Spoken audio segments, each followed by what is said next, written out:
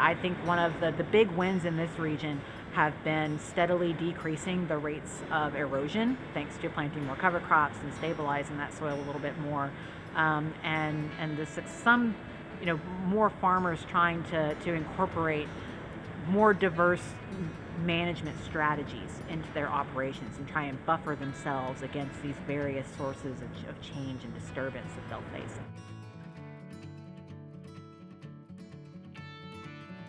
Right now we're sitting in a cotton gin, and you may hear the wind. It's blowing 30 mile an hour with gusts up to 40 mile an hour. And if you do not have your soil tied down with some sort of cover, it is blowing away right now. That and evaporation's a big deal. So we try to mimic what nature has always done. We're gonna do more with less inputs, try to conserve water, and so I think in the end that's what it's all about. When we do get rainfall, in the last 5 years, the weather pattern has changed to where we get it in big lump sums, big amounts at one time. It's not rare for us to have 6-7 inches of rain all at one time. When we do get that rainfall, something that is very important to my operation is being able to harvest that, to capture the most of that precipitation so that I can lessen my irrigation.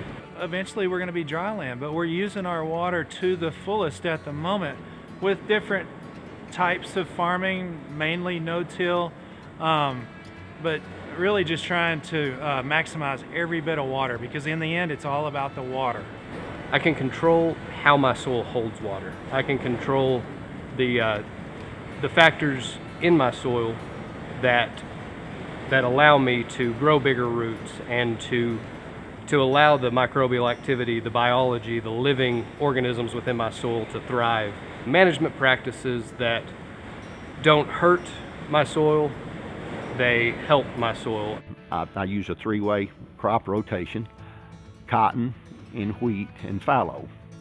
We plant our cotton each year in the wheat stubble that we had left. After the cotton is stripped, we leave that land fallow basically until that next fall, and we sow our wheat on that summer fallow ground. And a lot of landowners really want you to have more planted acres of crop each year, and I understand that because I'm a crop share farmer. My yields have improved enough to where I can make this cropping system work, and I'm a huge believer in trying to leave that stubble intact, not disturb that soil, leave that stubble for wind erosion and soil conservation. Sometimes it looks a little rough. It's not that beautiful clean field when you go out there to plant, but it's so important to me to leave that dead litter crop out there.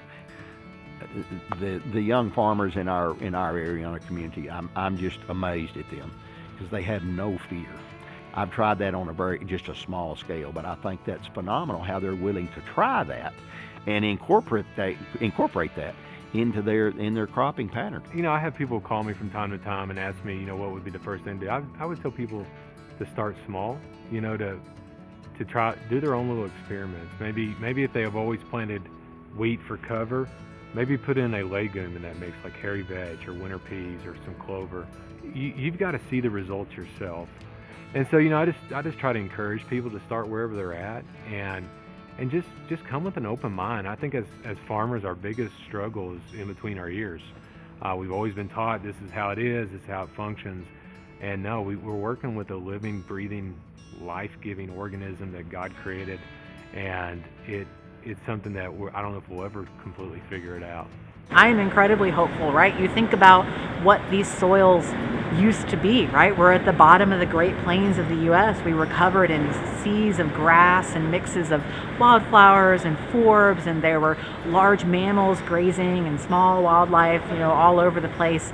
And, we have strategies to try and make our systems help sort of return the land to that type of mix, that level of biodiversity that we can incorporate, right? We're a water limited environment, but we've been a water limited environment for a long time, right? And the soils did just fine under water limited conditions back then. Farmers are smart. they're innovative, right? They're finding new ways to try and incorporate more of that biodiversity and more of those protective regenerative practices into their systems, and really being stewards of the land in the ways that that they like to do and that they're good at.